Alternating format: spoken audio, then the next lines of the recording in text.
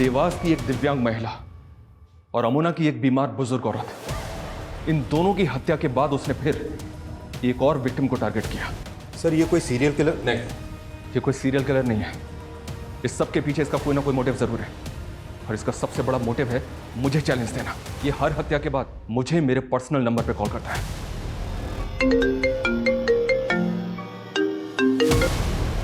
Hello, good afternoon sir. मैं फिर से देवास आ रहा हूं एक और मर्डर करने। हेलो हेलो,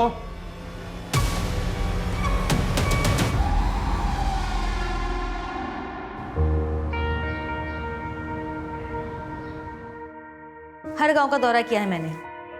15 से ज्यादा गांव में कोई काम ही नहीं हुआ है। जहाँ पानी की टंकी लगे वहाँ पानी नहीं आ रहा, जहाँ बोरिंग हो रही वहाँ हैंडपंप नहीं है। क्या है ये सब? रागिनी मैम, मैंने आपको पहले ही बताया था, ये अभिनव भदौरिया सिर्फ नाम के ठेके लेता है, काम वाम कुछ करता है नहीं वो। फिर भी पिछले ऑफिसर ने उसकी पेमेंट रिलीज करवा दी। नमस्कार मैडम। अभिनव भदौरिया, कम इन। क्या मैडम, आपसे मिलने के लिए आधे घंटे से बैठा हुआ वेट कर रहा हूँ। कमाल है।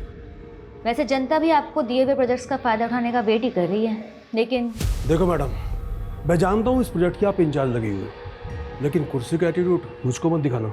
अच्छा, देखो मैडम, मैं तुमसे इधर उधर की बात नहीं करूँगा, सीधी सीधी बात करूँगा। एक काम करता हूँ, तुम्हारी मिठाई को और मीठी कर देते हैं, या तुम बताओ कितना चाहिए? खड़ा हो, खड़ा हो, निकल यहाँ से। ये लो, मैं तो अपने पैरों पर खड़ा हो गया, लेकिन तुम अपनी सोचो। और हाँ, मुझे गिराने की कोशिश मत करना, वरना जो मिल रहा है ना वो भी नहीं मिलेगा।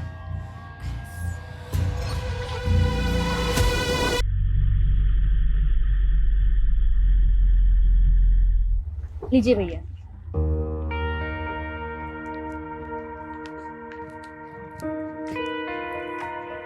मम्मी शॉपिंग की है? हाँ, अंदर चलो दिखाती हूँ। बहू, आज फिर से फालतू खर्चा कर रही? कमाती है तो इसका मतलब सब उड़ाती रहेगी? अरे माँ जी, सरकारी नौकरी है देवरानी की, अब ऊपर की कमाई ऐसे ही तो उड़ाएगी। बस करो भाभी, और कितने ताने मारोगी आप? खबरदार जो बड़ी बहू को कुछ कहा तो। घर का सारा काम यही करती है, तू नहीं। तू क्या करती है? सुबह उठती है, सजती है, संवरती है और निकल जाती है घर से। घर के कामों से तो तुझे कुछ लेना देना नहीं है। माँ जी, मुझे अपना परिवार चलाना आता है, और भाभी मैं अपनी जॉब भी ना बहुत ईमानदारी से करती हूँ। आप लोगों के मशवरे की मुझे जरूरत नहीं है। रागिनी, ऐसे बदतमीजी से बात करोगी माँ से? चलो माफी मांगो। रागिनी, मैंने कहा माफी मांगो माँ से। मैं तो माफी मांग लूंगी, लेकिन थोड़ी नसीहत अपनी माँ और भाभी को भी दो कि मुझसे रोज ऐसे ना पेश आया करें। आई एम सॉरी।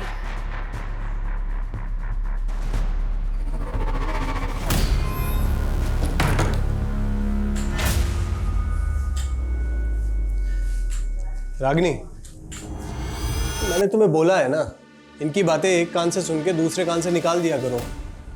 मुझे आपकी तरह दिखावा करना नहीं आता है, मैं और नहीं रह सकती यहाँ पे। अच्छा, तो फिर बहस करोगी?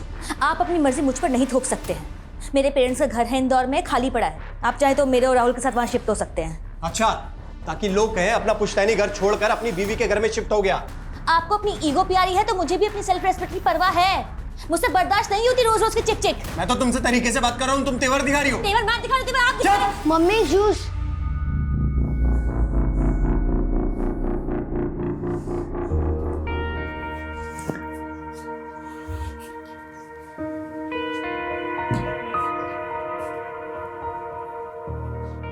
आप ऑफिस से थक के आए और सब आपके पीछे पड़ गए। मम्मी एक काम करो, आप ना मुझे चाय बनाना सिखा दो, तो कल से मैं आपको जूस के बजाय चाय बना कर दूंगा। तुझे इन सब चीजों की चिंता करने की जरूरत नहीं है, तो अपनी पढ़ाई पे ध्यान दे। हाँ मम्मी, आपका ध्यान भी तो मुझे ही रखना है ना।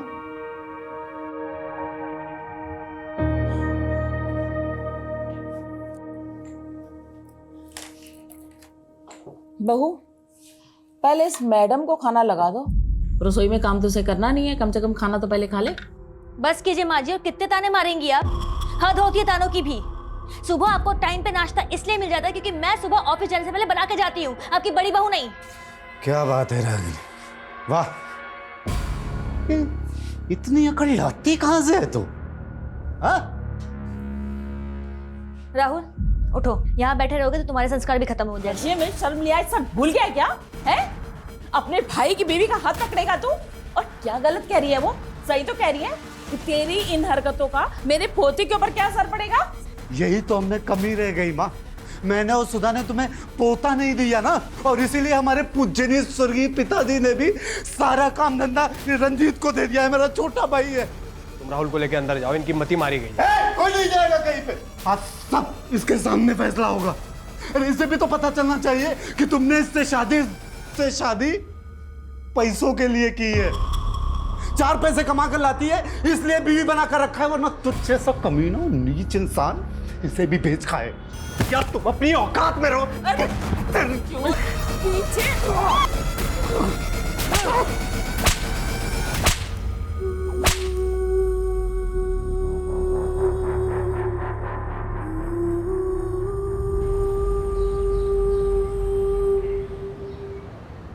Happy birthday to you. Happy birthday, dear sir.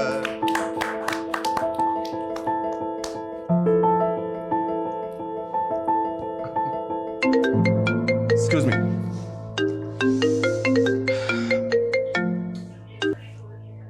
Hello, कौन? Happy birthday sir.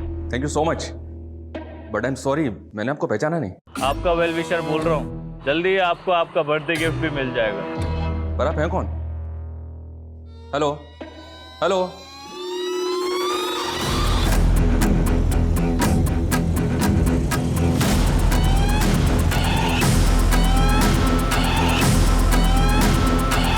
सर, अपने के साथ क्या प्लान है sir?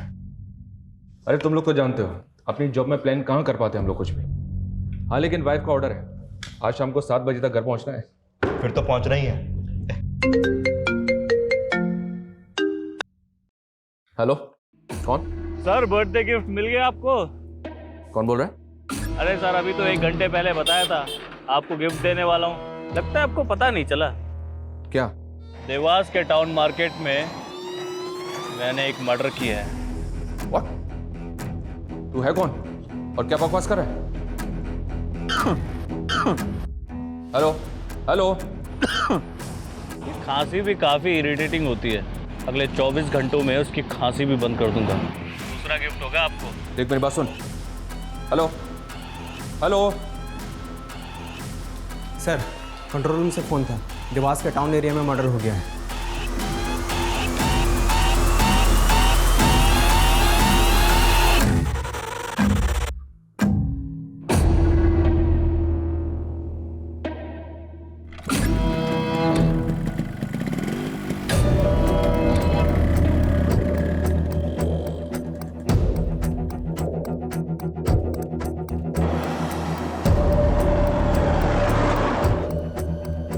number you are trying to call is out of coverage area. Phone बंद कर लिया उसने अपना। सर आखिर कौन होगा वो जो मर्डर करके आपको कॉल कर रहा है? नहीं सर, मुझे तो पता ही नहीं चला कहाँ से गोली चली। तो आप तीनों साथ में नहीं थे? नहीं सर, वो ऑफिस से आई थी, वो हमारा यहाँ पे वेट कर रही थी। हम सब साथ मिलके शॉपिंग पर जाने वाले थे। रागिनी काम क्या करती है? सर वो एक गवर्नमेंट सर्वेंट थी, DCOP ऑफिसर। सर यहाँ कई विटनेस का कहना है कि शूटर बाइक पे था और उसने हेलमेट पहना हुआ था। बाइक और हेलमेट रेड कलर का था और व्हाइट कलर की शर्ट पहनी हुई थी उसने। आसपास चेक करो कितने CCTV लगे, सबकी फुटेज निकलवाओ। Okay sir. सर इसने तो फेक नंबर प्लेट लगा रखी है बाइक पे, और जिस नंबर से इसने मुझे कॉल किया था वो नंबर भी फेक ID पे ऑब्टेन किया गया था। मेरे पर्सनल नंबर पे कॉल करके मुझे चैलेंज दे रहा था, बोल रहा था कि उसको पकड़ के दिखाओ। मतलब ये आपको पहले से जानता था? आपका पर्सनल नंबर इसके पास कैसे आया? I don't have any clue. लेकिन अजीब बात है, मेरा फ़ोन कॉल रिकॉर्डिंग मोड पे रहता है। मैंने इसकी रिकॉर्डिंग नहीं सुनी, लेकिन इसकी आवाज़ सुनने के बाद भी मुझे समझ में नहीं आ रहा कि होगा कौन।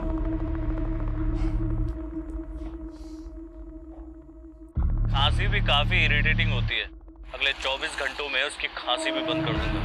दूसरा गिफ्ट होगा आपको। कोल्ड ब्लडेड मर्डर, बहुत कामली बोल गया, मर्डर कर दिया। सर रागिनी एक गवर्नमेंट एम्प्लॉय थी, हमें रागिनी के प्रोफेशनल और पर्सनल दोनों एंगल को इन्वेस्टिगेट करना होगा सर। लेकिन इस किलर को भी ट्रेस कर रहा मैं। धमकी दे रहा था कि 24 घंटे के अंदर एक और तोहफा देगा मैं। सर, इस किलर की बाइक जिस डायरेक्शन में गई है हम वहाँ के सारे CCTV स्कैन कर रहे हैं। इसने मुझे 2 बार कॉल किया। पहली कॉल के वक्त इसका फ़ोन MG रोड पे एक्टिव था और दूसरी कॉल इसने टाउन मार्केट से 2 किलोमीटर दूर अमुना रोड से की। उन दोनों एरिया में इंक्वायरी करो, पता करो इस होली का आदमी वहाँ किसी ने देखा था क्या। Okay sir.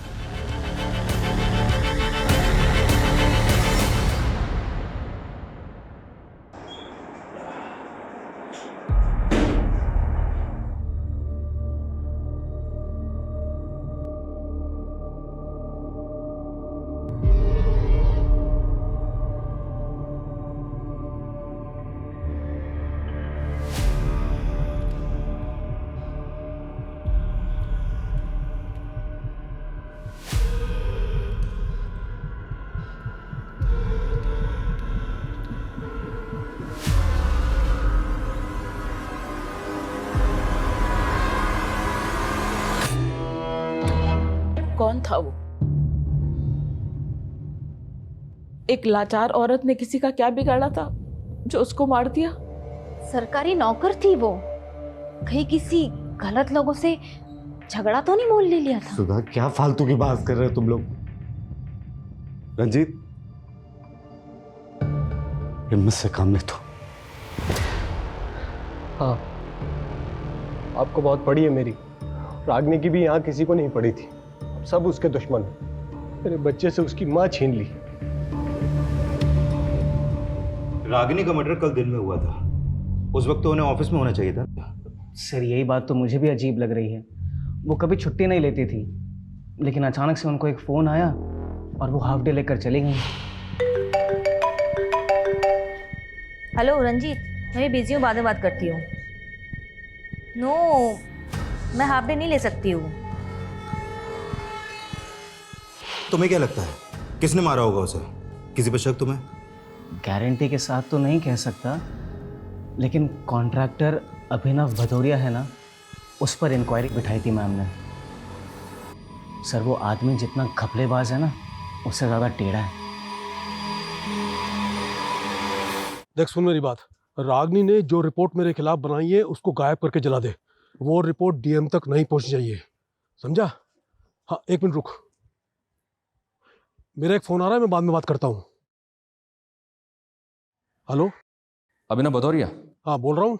निशांत कौशिक, देवास थाने आ जाओ, कुछ इंक्वायरी करनी है तुम्हारे साथ। कैसी इंक्वायरी? DOCP रागिनी सोनकर के मर्डर के सिलसिले में। इंस्पेक्टर, मैं इस समय रजोड़ा में हूँ, देवास आते आते शाम हो जाएगी। कोई बात नहीं, शाम को 7 बजे तक आ जाओ, वेट कर रहा हूँ तुम्हारा। ओके।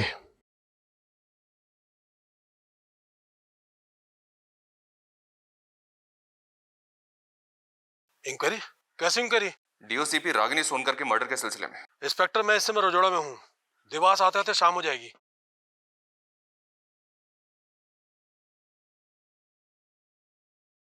अरे सर, अभी तो 1 घंटे पहले बताया था। इंस्पेक्टर, मैं इस समय देने वाला हूँ, लगता है आपको पता नहीं चला।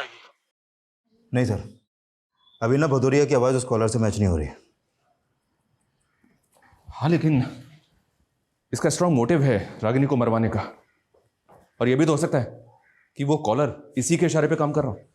उस कॉलर के बारे में कोई लीड? सर, देवास मार्केट के आगे के 2-3 CCTV में वो कैप्चर तो हुआ है, लेकिन फुटेज से कुछ खास पता नहीं चल पा रहा। और हम उन दोनों जगहों पर भी पूछताछ कर रहे हैं जहां से उसने आपको कॉल किया था, लेकिन वहां से भी अभी तक कोई क्लू नहीं मिला है सर। और सर, हमने अपना खबरी नेटवर्क की। सर, रागिनी की प्रिलिमिनरी पोस्टमार्टम और बैलिस्टिक रिपोर्ट्स है।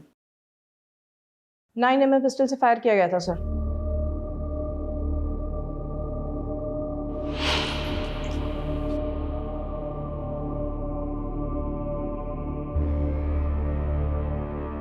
बेटा, मैंने दवाई खा ली है।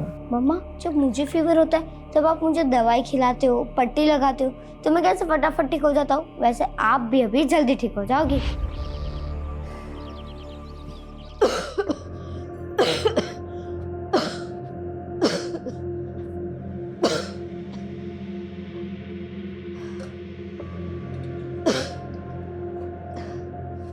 माँ जी, आपको टीबी है, आप क्यों चीजों को हाथ लगा देती हैं? हमें भी फैल गया तो? सुनिए अपनी बीवी की बात। तो अगर नहीं चाहती कि मैं घर के किसी चीज को हाथ लगाऊं, मेरे कमरे में पानी का मटका क्यों नहीं रख देती? अरे आपको तो हर बात बुरी लगेगी ना। आपको जो चाहिए आपको अंदर मिल जाएगा, बस आप अपने कमरे से बाहर मत निकलना। इंस्पेक्टर साहब, कल आपका बर्थडे था, तो मैंने सोचा कि अमोना की मिठाई लेकर चलता हूँ आपके लिए। ये लीजिए लड्डू खाइए। ये लीजिए। तुझे कैसे पता कल बर्थडे था मेरा? इंस्पेक्टर साहब, मुझे मालूम है कि आप मेरी डिटेल निकलवाओगे, इसलिए मैंने भी आपके बारे में पता कर लिया। वैसे मेरे भी कुछ दोस्त हैं पुलिस में, और हाँ, जब भी मैं किसी से मिलने जाता हूँ ना पहली बार, तो उसके लिए ये मिठाई लेकर जाता हूँ। रागिनी की मौत से बहुत खुश दिख रहा है तू, इसलिए मिठाई बांटता फिर रहा है। कहीं ऐसा तो नहीं कि तू नहीं रहा? रागिनी का मर्डर करवा के मुझे क्या मिलेगा? कुछ नहीं। तेरे बारे में सब पता किया हमने। तू मिठाई के डिब्बों में रिश्वत भिजवाता है, लेकिन रागिनी ने तेरी इंक्वायरी बिठवा दी थी। इंस्पेक्टर, अपनी इंक्वायरी पर ध्यान दे।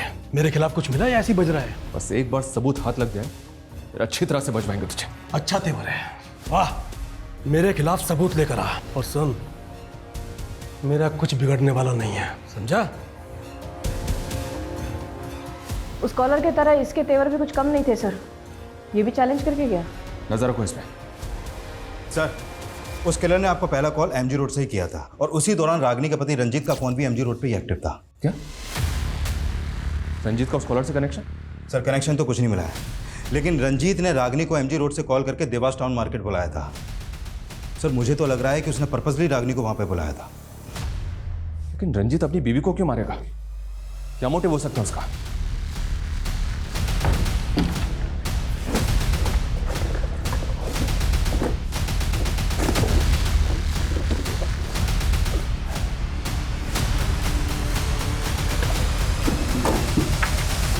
रागिनी, जब से तुम्हारे माँ बाप गुजरे हैं तब से तुम्हारा घर बंद ही तो पड़ा है। फालतू में किसी ने कब्जा वब्जा कर लिया तो पछताओगी। अरे अच्छा खासा बाहर मिला है, बेच बाच के खत्म करो ना। मैंने कितनी बार कहा है आपको कि मुझे वो घर नहीं बेचना है? मेरे पेरेंट्स की आखिरी निशानी है वो, और आप क्यों उस घर को बिकवाने पे तुले हुए हो? हाँ, जब देखो तब घर बेचना है, घर बेचना है, घर बेचना है। आज के बाद इस टॉपिक पे कोई बात नहीं होगी। पता नहीं क्या चल रहा है आपके मन में। जो मन में चल रहा था ना वो बता दिया। फालतू बोल के पारा मत चढ़ाओ मेरा। एक तो तुम जैसी लड़की से शादी की, जॉब करने दिया, ऊपर मेरे ही सर पे चढ़ोगी। माँ बिल्कुल ठीक बोलती है, तुम्हें ना जरूरत से ज्यादा छूट दे दी मैंने। क्या पुलिस स्टेशन? नहीं सर, रंजीत की आवाज भी मैच नहीं कर रही उस कॉलर की आवाज से। सर, रंजीत आ गया। सर, मैंने वहाँ रागिनी को हाफ डे लेकर मार्केट में मिलने के लिए बुलाया, तो आप कुछ भी बोलेंगे? सर, वहाँ हम राहुल के बर्थडे पार्टी की शॉपिंग के लिए मिलने वाले थे। जिस दौरान तूने रागिनी को एमजी रोड से फोन किया था, उसी दौरान इस आदमी का फोन भी एमजी रोड पे एक्टिव था। इस आदमी का एमजी रोड पे तू मिला था इस आदमी से? नहीं सर, मैं क्यों मिलूंगा? मैं तो इसे जानता तक नहीं। देख रंजीत, तू जितना ज्यादा हमें घुमाएगा ना, उतनी ज्यादा तकलीफ होगी तुझे बाद में। सर, आपको क्या लगता है मेरी बीवी को मैंने ही मरवाया है? तो कौन होगा ये आदमी जो बाइक पे बैठा हुआ है? क्या एमजी रोड पे तुमने किसी ऐसे आदमी को देखा था जो इस बाइक पे बैठा हुआ था? या ऐसे किसी आदमी को जानते हो जिसके पास ये बाइक है? इस बाइक से, इस आदमी की कद काठी से कुछ भी याद आ रहा है तुम्हें तो बताओ। मैं सर मैं नहीं जानता इस आदमी को सर।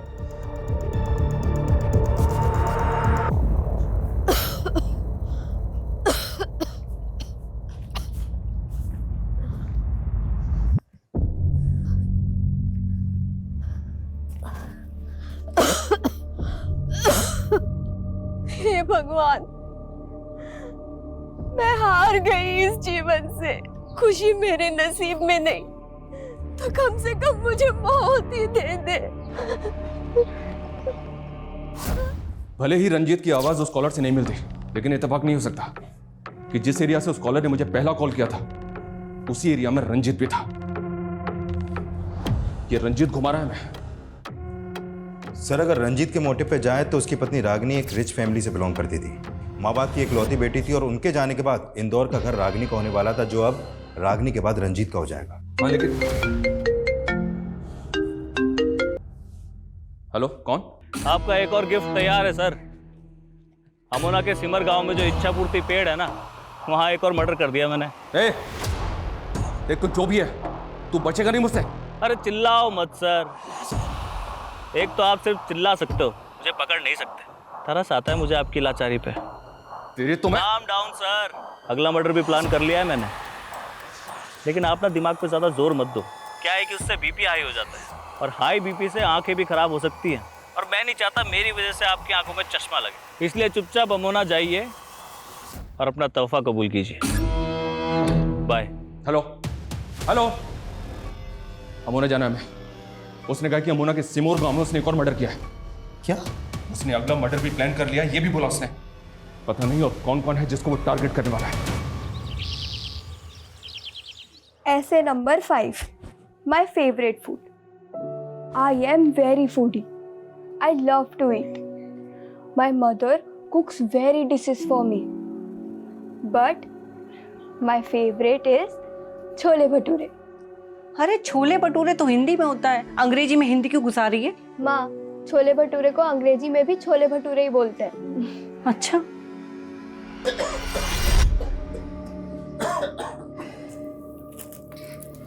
गीता देखो देखो मैं क्या लाया हूँ, तुम्हारे नए स्कूल के कपड़े।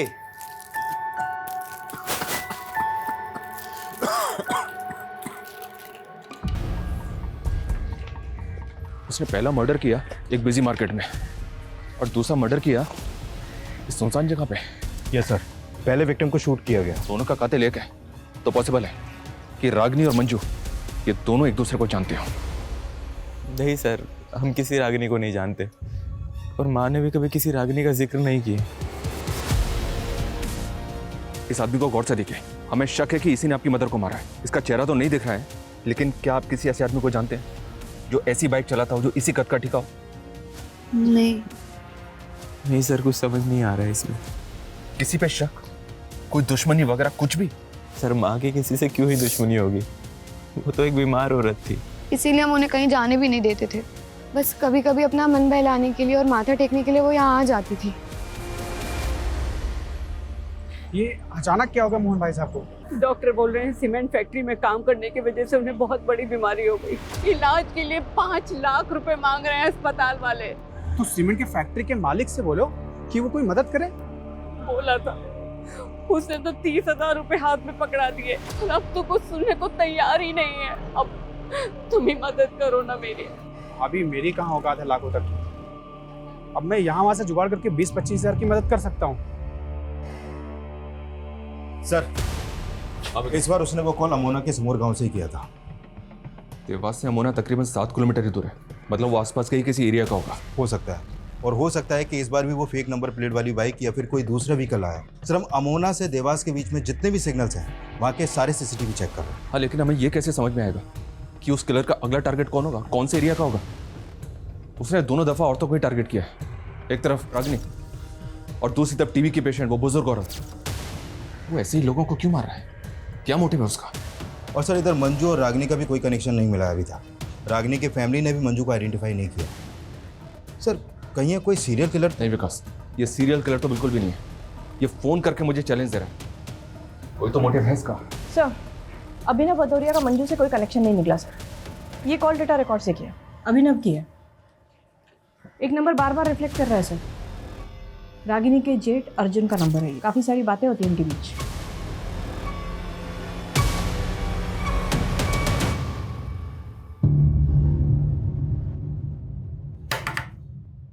गीता, माँ कहाँ है? हॉस्पिटल, अभी आ ही रही है खाना लेने। मोहन भैया कैसे हैं भाभी? उनकी हालत बहुत नाजुक है, और अभी तो पूरा पैसा भी नहीं हो पाया है इलाज का। मैं वही बताने आया था कि मैंने एक सरकारी आदमी का मालूम किया है। मोहन भैया के इलाज के खर्चे में वो रियायत दिला सकता है। कैसी रियायत? सरकार की स्कीम है कि सीमेंट फैक्ट्री में काम करने वाले मजदूरों का इलाज फ्री में होता है, और आपने जो पैसा जमा किया वो भी शायद वापस हो सकता है। ऐसा हो सकता है? हाँ, मोहन भैया के हॉस्पिटल के कागज लेकर के और उनकी सीमेंट फैक्ट्री वाली आईडी लेकर के शाम को मेरे साथ चलना, सरकारी आदमी से मिलवा दूंगा मैं। ठीक है। मैंने कहा ना, मेरा रागिनी के मर्डर से कोई लेना देना नहीं है। रागिनी के जेठ से क्या लेना देना है? मैंने कहा ना, कोई लेना देना नहीं है। अब बस, अब अगर और ज्यादा कर दिखाई ना तब। हाँ, मैंने रागिनी के जेठ को पैसे दिए थे। अनुभव भदौरिया ने मुझे लालच दी कि अगर वो रागिनी से उसका काम करवा दूंगा मैं तो उसके बदले में मुझे ढेर सारे पैसे देगा। ऑटो ऑटो, एक गणेश नगर पे जा। रागिनी भैया आप यहाँ? देखो, मैं जो बात करने वाला हूँ वो हम घर में नहीं कर सकते थे। कैसी बात है? अभिनव भदौरिया मोटा पैसा दे रहा है, उसके काम में अड़चन मत डालो। आप होते कौन है मुझसे ये बात करने वाले? हाँ, अगर आप मेरे जेठ ना होते ना तो आपको अंदर करवा देती मैं। फिर रागिनी नहीं मानी तो तूने और अभिनव ने मिलकर उसको? नहीं सर, ऐसा कुछ भी नहीं है, मैं सही कह रहा हूँ, मैंने उसे नहीं मारा। बहुत गंदी चाल खेल रहे हो तुम रंजीत।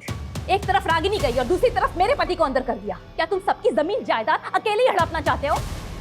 माफ करो भाभी। माँ जी, आप क्यों चुप बैठी है? आप भी जानती है इसी ने मारा है रागिनी को। मेरा दिमाग खराब हो गया क्या? चुप कर।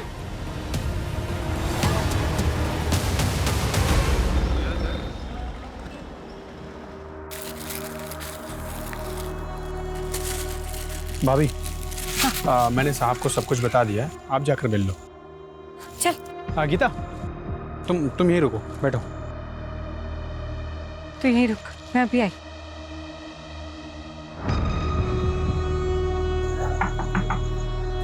आइए।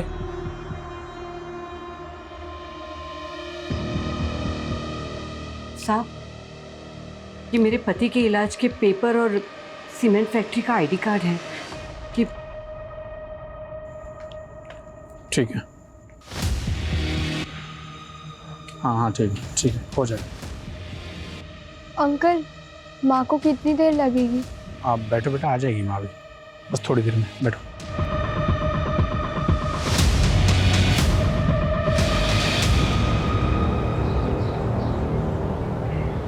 हाँ जी पंडित जी नमस्कार। पंडित जी, अपने बेटे विक्रम की बरसी पर पूजा रखवाना चाहता हूँ, आपसे आके मिल सकता हूँ? जी नमस्कार।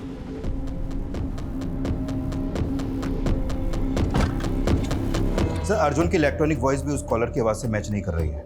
अभिनव, अर्जुन और रंजीत, ये तीनों सस्पेक्ट हैं और इन तीनों का उस कॉलर से कोई कनेक्शन नहीं मिल पा रहा है। मंजू जी का भी कोई खास कनेक्शन नहीं मिल रहा सर। उनके पड़ोसियों ने बताया कि बेटे और बहू का मंजू जी की तरफ कोई खास बर्ताव नहीं था सर। वो अक्सर बीमार रहती थी और ये लोग उसकी बीमारी से परेशान थे। हाँ, लेकिन ऐसा भी तो नहीं लग रहा है कि कुछ सुपारी किलर होगा।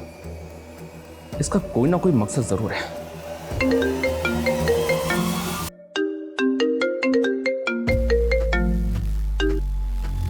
हेलो सर, कमलापुर के पंचायत भवन के पास एक तोहफा छोड़ा है आपके लिए। देख मेरी बात सुन। कुछ रह गया है आपके पास दिखाने को? पकड़ तो पाई नहीं मुझे। चलिए एक काम करते हैं, मैं ही आ जाता हूँ देवास वापस। वहां एक गलती सुधारनी है मुझे। गलती? हाँ, पकड़ सको तो पकड़ लो। हेलो मैं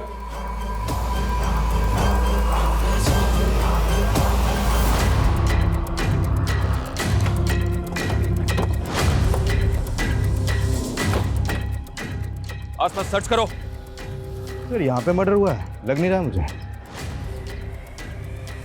विकास, पंचायत भवन में बात करो, पता करो क्या उन्होंने किसी ऐसे लड़कों को देखा है जिसका हुलिया उस कॉलर के हुलिये से मैच करता है। सर, गो फास्ट।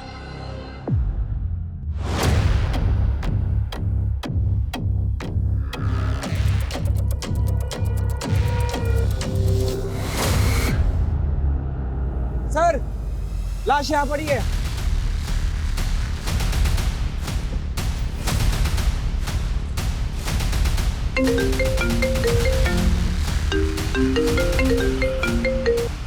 हाँ बोलो। सर, इस बार उसका फोन देवास के एसएम रोड पर एक्टिव था सर। वो बोल रहा था कि देवास वापस आ रहे हैं, जबकि ऑलरेडी देवास में था। और एक बात सर, ये रंजीत भी गायब है सर। इसका फोन भी बंद आ रहा है। मुझे शुरू से ही लग रहा है उस कॉलर का रंजीत से कोई कनेक्शन है। इस रंजीत के बारे में सब कुछ पता करो। Okay sir. सर, विक्टिम का नाम कन्हैया सिंह है, कमलापुर का सरपंच था ये।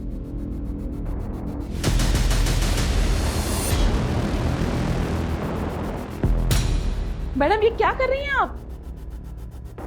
हमें अपना काम करने दीजिए, और अगर आप रंजीत के बारे में कुछ भी जानती हैं तो मुझे अभी के अभी बताइए। मैडम, हमने बोला ना हमें कुछ नहीं पता। मैडम जी, एक मिनट। ये देखिए, इतने सारे प्रॉपर्टी के पेपर हैं, सब में नाम अलग अलग हैं।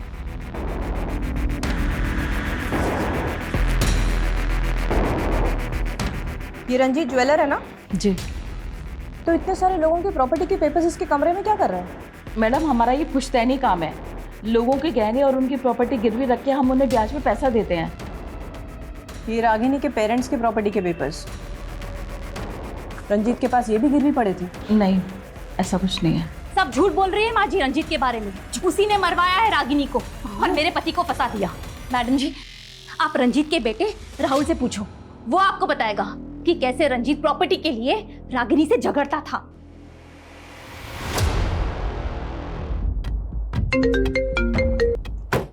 हेलो, कौन? सर, मैंने देवास के एसएम रोड पे अपना काम खत्म कर लिया है। आप आए नहीं पकड़ने? रागिनी, मंजू का नहीं आ, इनको क्यों मारा तूने? ये सब के सब एक ही माला से बंधे हुए हैं और इस माला का आखिरी फूल भी जल्दी मुरझा जाएगा। हेलो हेलो सर, देवास के एसएम रोड पर रंजीत की लाश मिली है।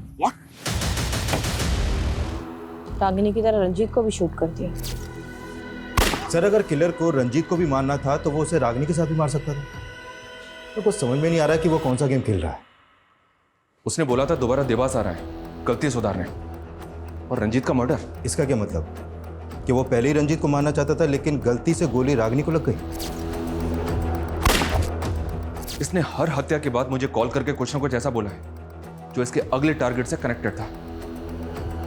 एक मिनट,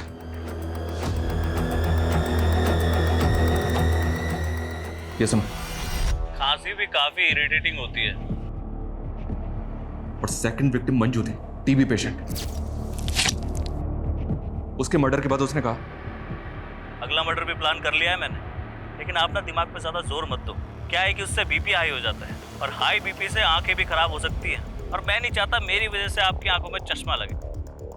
थर्ड विक्टिम का नहीं है। तो फिर सर उसने आखिरी कॉल में क्या कहा जो हमें अगले टारगेट का हिंट थे?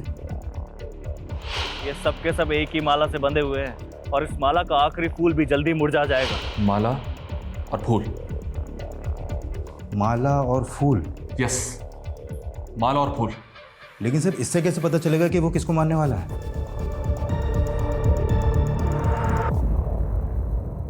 माँ, हाँ, मैंने भगवान से प्रे किया है, पापा जल्दी ठीक हो जाएंगे। हाँ। हेलो, हाँ डॉक्टर साहब, मैं खाना लेके आ ही रही हूँ अस्पताल। क्या? अरे क्या हुआ माँ? पापा ठीक है ना?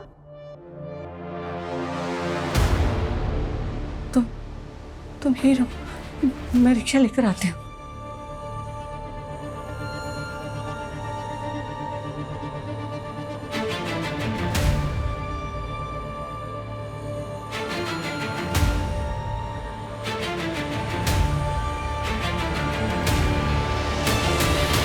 सर, किलर ने अभी तक हमें 5 बार कॉल किया और हर बार अलग अलग फेक आईडी का सिम यूज़ किया। लेकिन सर उसने जहाँ से भी कॉल किया वहाँ पे कोई सीसीटीवी है ही नहीं, कोई क्लू नहीं मिल रहा उसको लोकेट करने के लिए। सर हमें तो ये भी नहीं मालूम कि वो अगला कॉल कहाँ से और किस नंबर से करेगा। देवास से अमोना, अमोना से कमलापुर और वापस देवास। वो इसी त्रिकोण में घूम रहा है। उसका अगला टारगेट भी इसी त्रिकोण के सराउंडिंग में होगा। इस त्रिकोण में पेट्रोलिंग बहुत टाइट होनी चाहिए विकास। और हाँ, मेरा फोन भी सर्विलेंस पे डालो। वो जैसे ही मुझे कॉल करेगा कंट्रोल रूम उसकी लोकेशन को ट्रेस करके पेट्रोलिंग टीम को अलर्ट भेजेगी तुरंत। इस बार कैसे भी करके हमें इसको पकड़ना है। सर, मैं रंजीत का बैकग्राउंड चेक कर रही थी सर, तब मुझे एक कनेक्शन मिला मंजू के वाया। कैसा कनेक्शन? सर, रंजीत के घर में बहुत सारे प्रॉपर्टी के पेपर्स थे, जिसमें से ये प्रॉपर्टी का पेपर है मोहन कुमार के नाम का। मोहन कुमार ने अपना घर गिरवी रखा था रंजीत के पास सर। उसके बाद उसने धोखे से इस पर हड़प दिया सर। ये फोटो आइडेंटिफाई की है मंजू के बेटे के थ्रू, मोहन कुमार। सर, मोहन माँ का दूर का रिश्तेदार था और उसने माँ को मुसीबत के समय 2 लाख रुपए भी उधार दिए थे। लेकिन जब मोहन बीमार पड़ा तो माँ उसकी पत्नी पूनम की मदद नहीं कर पाई थी। पूनम, मैं बहुत शर्मिंदा हूँ। अभी मेरे पास सिर्फ 10,000 रुपये ही है, इससे ज़्यादा मैं कुछ नहीं कर सकती। फिर मालूम चला कि मोहन की डेथ हो गई है और उनका घर जो साहूकार के पास गिरवी था वो साहूकार ने हड़प लिया और उसकी पत्नी और उसकी बेटी को घर से निकाल दिया। दोनों बेघर हो गए थे सर। तो मोहन की बीवी और बेटी आजकल कहाँ है? सर, सुनने में आया था कि पूनम ने अपनी बेटी को किसी अनाथ आश्रम में डाल दिया था और उसके बाद वो वहाँ से कहीं चली गई थी। पता नहीं कहाँ होगी बेचारी।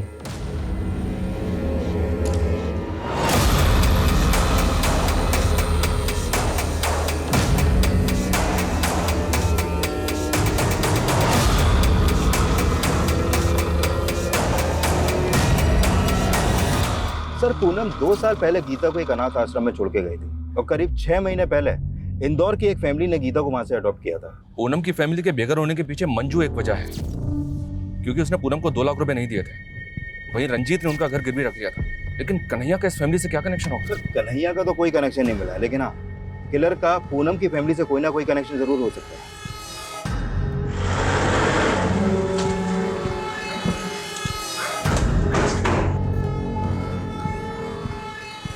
क्या हो गया बेटा?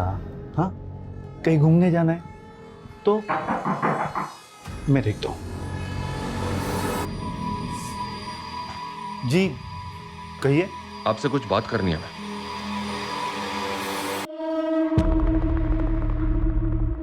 सर गीता हमारे साथ पिछले 6 महीने से रह रही है, लेकिन अभी तक अपनी माँ को नहीं भूल पाई है। गीता बेटा, तुम्हारी माँ ने तुम्हें अनाथ आश्रम में छोड़ा था, क्या तुम्हें याद है उन्होंने जाने से पहले तुमसे क्या कहा था? कहाँ गई थी?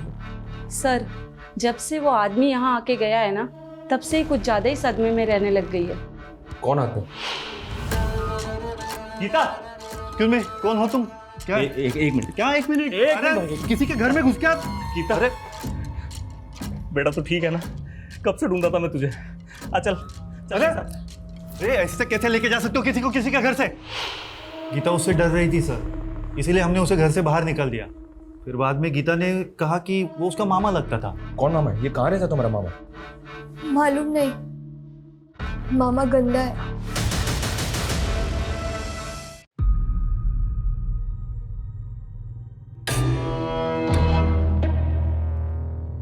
सर इसकी कद काठी और बाइक तो उसी किलर से मैच हो रहा है। दिक्कत वैसी लग रहा है, शायद मैं इससे पहले भी मिला हूं। ये वही किलर है और इसका अगला टारगेट माला और फूल से कनेक्टेड है। माला और फूल? गीता बेटा, क्या तुम किसी ऐसे आदमी को जानती हो जो माला और फूल से कनेक्टेड है? माला वाले अंकल मेरे पापा के दोस्त हैं। कौन माला वाले अंकल?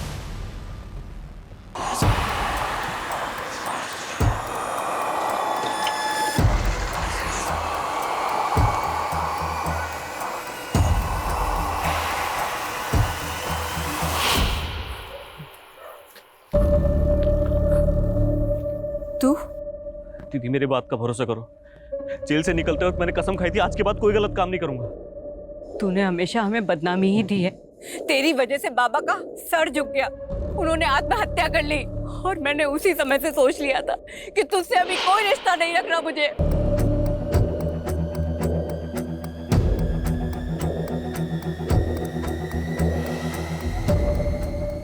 शरद, पुष्कर रुक जा, शूट मत करना वरना मैं तुझे शूट कर दूंगा। हिलना मत। पुष्कर रोक, आप लोग दूर रहिए सर, आप लोग को कुछ नहीं पता। पुष्कर हमें सब पता है। देख मेरी बात सुन, मैं जानता हूं तू ये सब क्यों कर रहा है। तेरी बहन के साथ जो कुछ भी हुआ है तू उसका बदला ले रहा है। देख मैं ये भी जानता हूं तेरे बारे में, एक टाइम ऐसा था तू भी इस जुर्म की दुनिया से बाहर आना चाहता था। पुष्कर ये गन मुझे दे दे। पुष्कर मैं कहता हूं रुक जा। पुष्कर, पुष्कर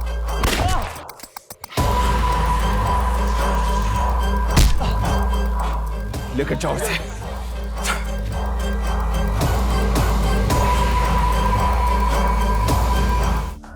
उठ।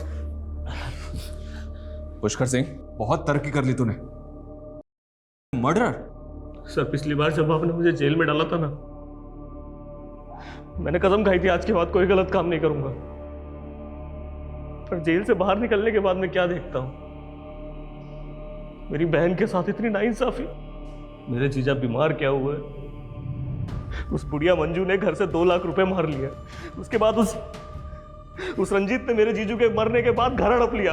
और शरद ने मेरी बहन की मजबूरी का फायदा उठाया उस कन्हैया के साथ। उससे भी जब उसका जी नहीं भरा तो उसने मेरी बहन को कहीं बेच दिया।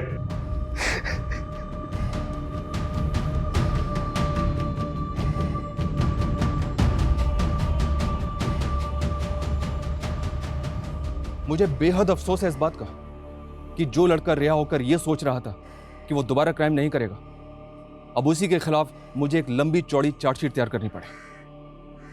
पुष्कर का वो बयान भी सही निकला कि उसकी बहन पूनम शरद के द्वारा एक ह्यूमन ट्रैफिकिंग गैंग को बेची गई थी।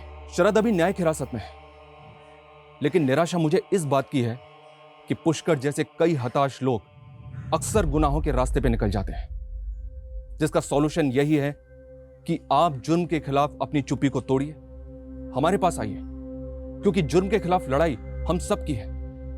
क्योंकि सिर्फ पूनम ही नहीं, पूनम जैसे लाखों विक्टिम्स आज भी गुनाहों के ऐसे अंधकार में खोए हुए हैं जहां से उनके अपने, गीता जैसे उनके कई रिश्तेदार सालों से उन गुमशुदा लोगों का इंतजार कर रहे हैं।